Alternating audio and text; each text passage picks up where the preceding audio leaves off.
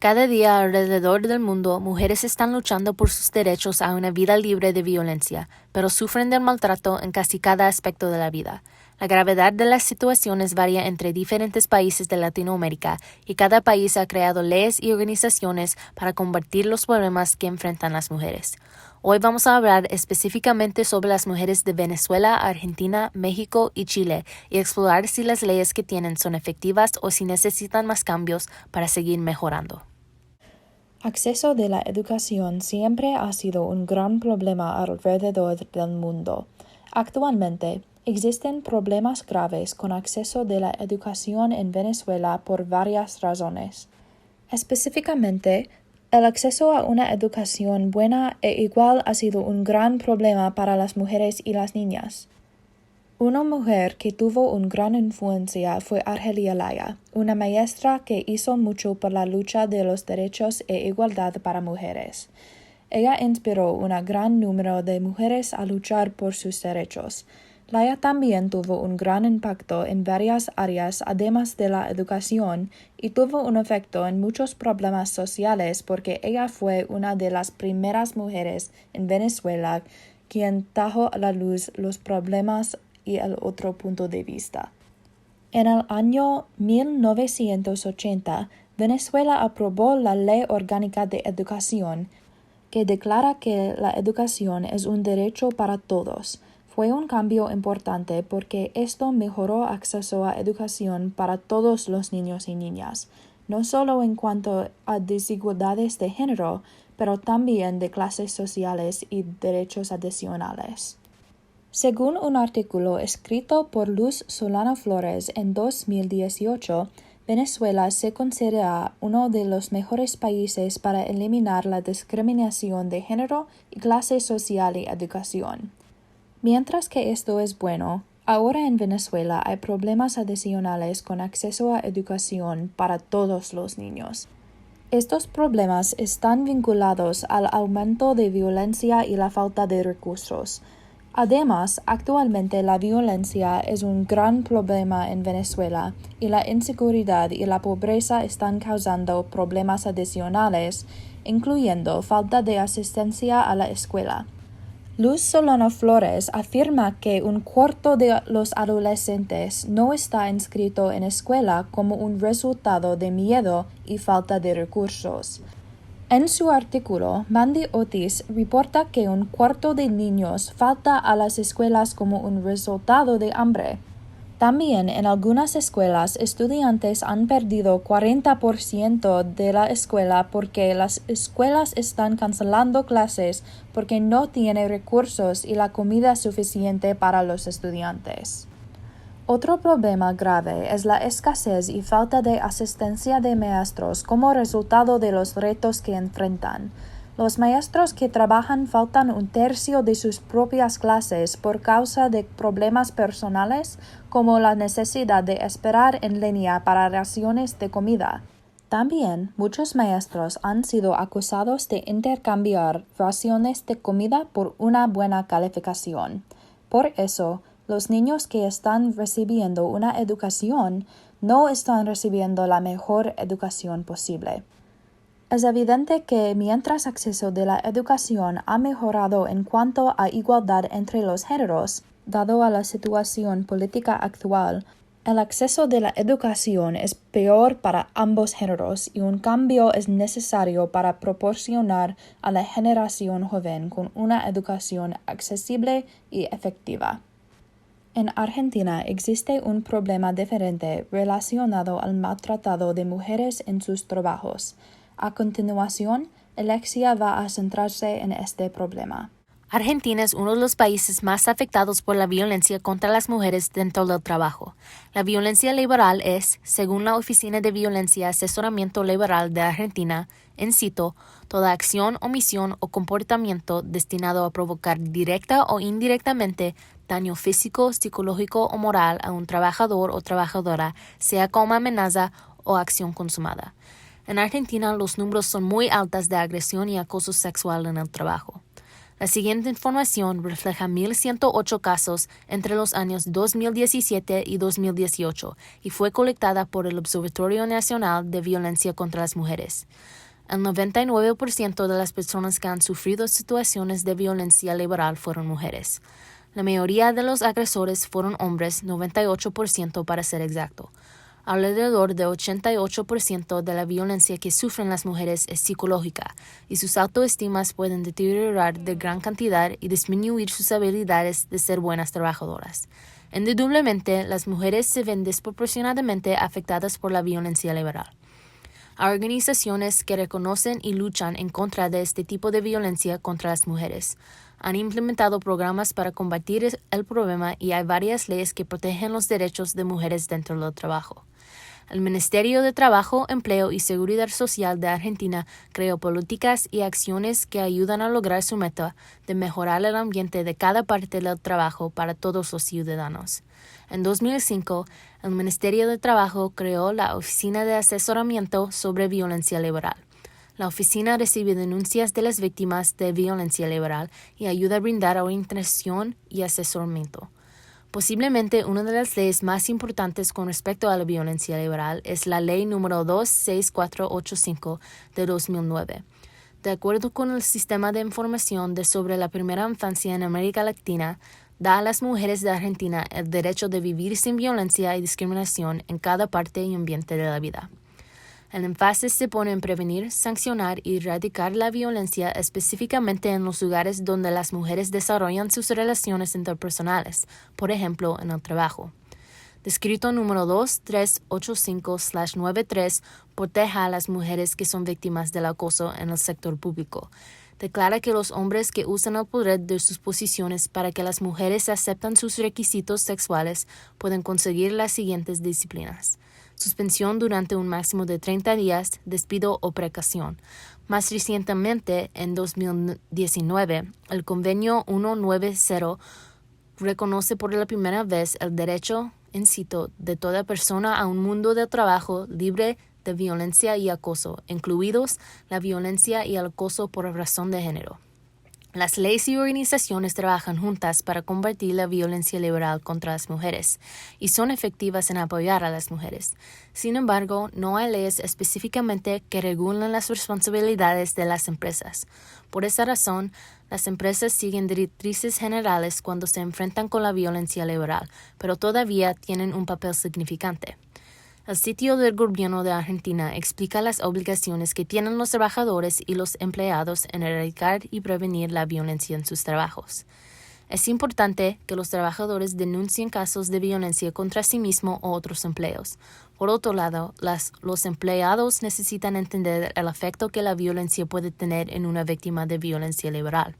En adición, son responsables para responder afectivamente a casos de violencia y construir un ambiente de buenas prácticas laborales.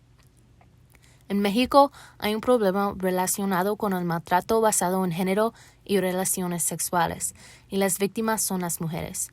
Nayeli se va a centrar en este problema.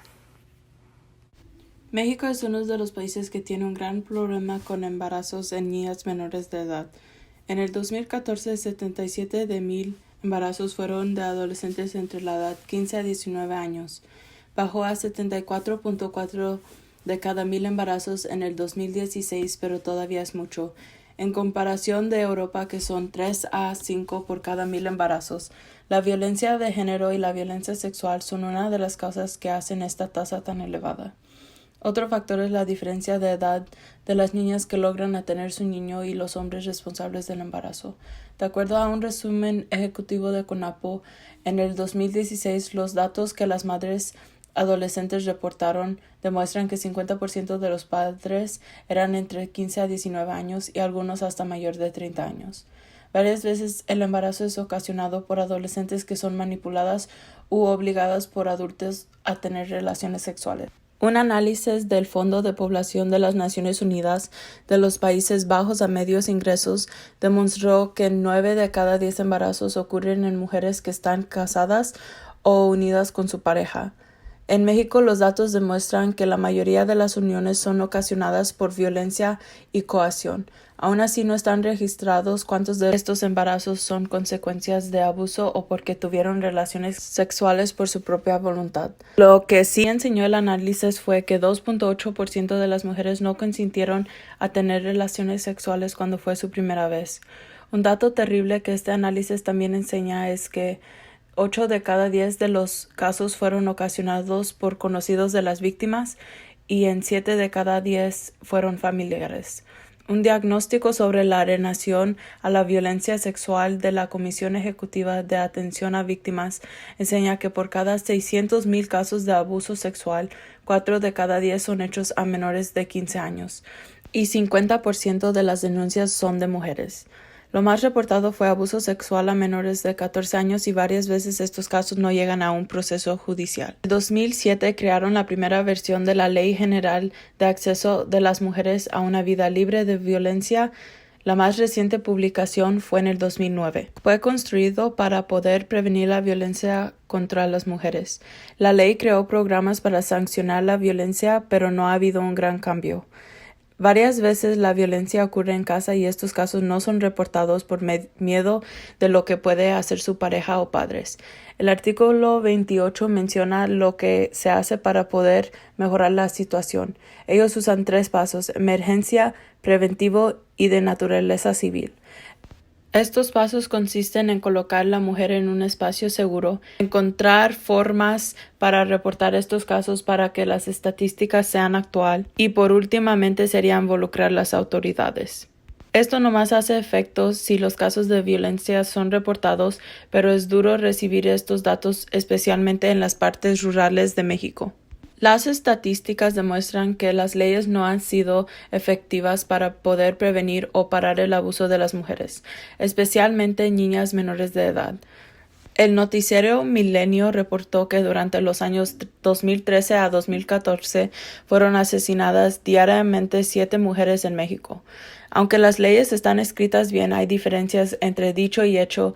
Desafortunadamente, los resultados no han enseñado ser efectivos. Ahora, Riley va a elaborar sobre el tema de violencia contra las mujeres en Chile. A lo largo del tiempo ha habido un problema de violencia doméstica contra las mujeres en Chile y otros países latinoamericanos. De ONU Mujeres, la base de datos mundial sobre la violencia contra la mujer, conocida como violencia intrafamiliar, se refiere a abuso físico u otras formas de abuso contra el bienestar por parte de una pareja íntima, una expareja u otro miembro de la familia.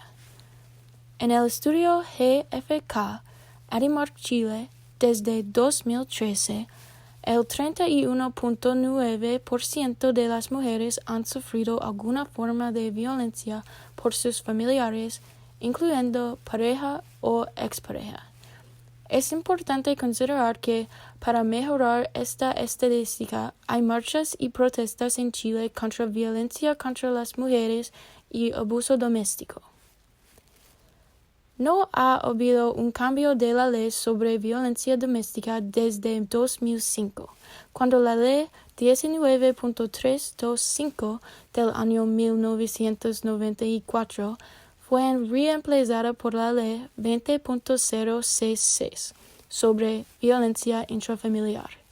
Según Díaz et al. De la Universidad de Chile en 2017, el propósito de la ley era prevenir, sancionar y eliminar violencia intrafamiliar.